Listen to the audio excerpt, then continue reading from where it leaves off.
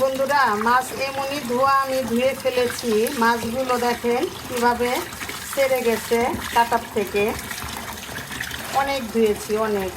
আমার মাছ না ধুলে তো আমার মন ভরে না, এর জন্য মাছ ভালো করে ধুয়ে নিলাম।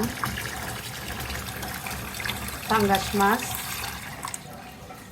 বন্ধুরা, আজকে আমি রেসিপি নিয়ে চলে আসলাম। নদীর পাঙ্গাস মাছ রান্না করব। আশা করি আমার সাথে আপনারা থাকবেন।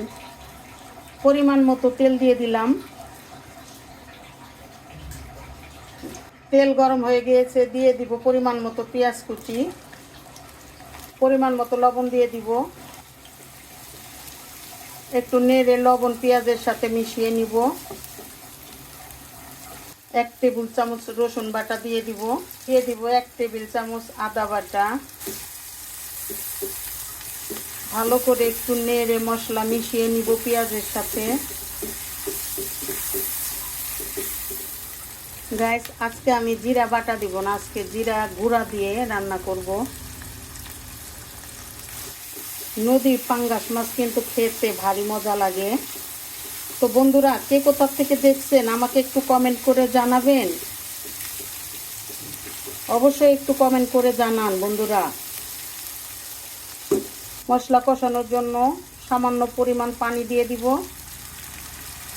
দিয়ে দিব পরিমাণ মতো হলুদ গুঁড়ো, দিয়ে দিব মরিচ গুঁড়ো। এই যে গাইস, এখন আমি টমেটো অ্যাড করে নিব। সো গাইস, কালারটা কি সুন্দর আসছে। এখন আমি মশলা কষানোর জন্য একটু ঢেকে দিব। বন্ধুরা দেখেন কি সুন্দর কালার আসছে। একদম মশলার তেল উঠে গিয়েছে। বন্ধুরা, তেলের পরিমাণটা আমার অনেক বেশি হয়ে যায়, আমি তো কমিয়ে খেতে পারি না। কি করব আমাকে বলেন তো, আমাকে কমেন্ট করে জানাবেন একটু কিভাবে কম খাওয়া যায়।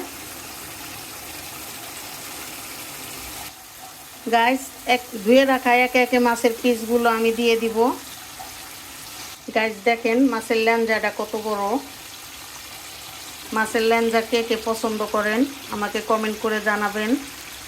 গাইস, এমনই ধুইছি মাছ, একদম মাছ ছেড়ে গেছে কাটার থেকে।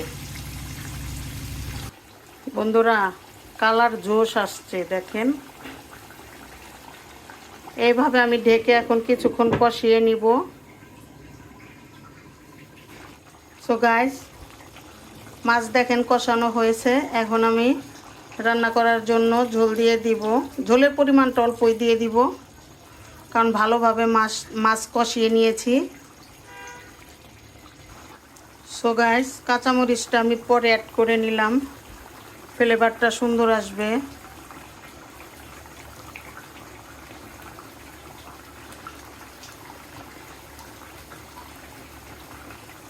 আমার এই নদীর পাঙ্গাস মাছের রেসিপি কে কে দেখছেন আমাকে একটু কমেন্ট করে জানাবেন। কে কোথা থেকে দেখছেন আমাকে একটু কমেন্ট করে জানাবেন। বন্ধুরা, আমার সাথে থাকবেন, আমার নতুন পেজ, আমাকে একটু ফলো করবেন।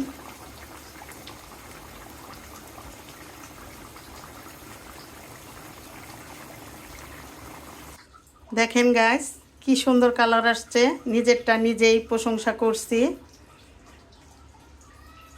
অনেক গরম পড়ছে বন্ধুরা, অনেক গরম। সবাই বেশি বেশি পানি খাবেন, পারলে ডাবও খাবেন। অনেক গরম পড়ছে।